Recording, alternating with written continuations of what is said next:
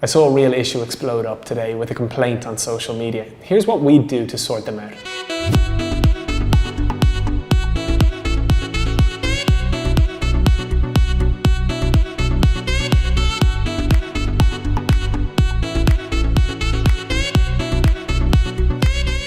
We've something exploding up in our business today and I really wanted to share it. So I won't name names with the specific clients, but I'll give the lesson behind it because there's so much people can take from this. Now, it's all about complaints on social media.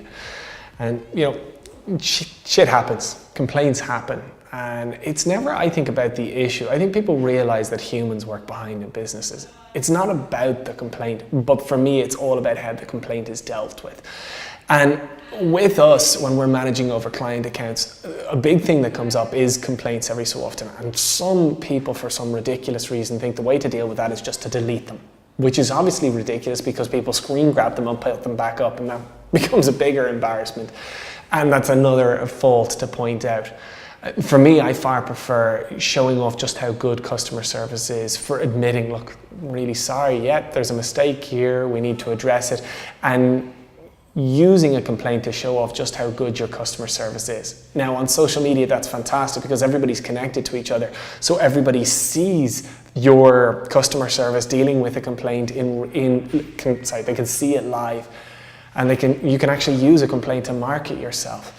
So we had this issue, basically a manager dealt with the complaint personally without really going through the appropriate body within the business, and dealt with it personally, saying some personal things that they just shouldn't have. It was all screen grabbed, it was all put up. And that's really, really, really challenging for any business. But again, these things happen, especially as organizations grow and more people come into the mix.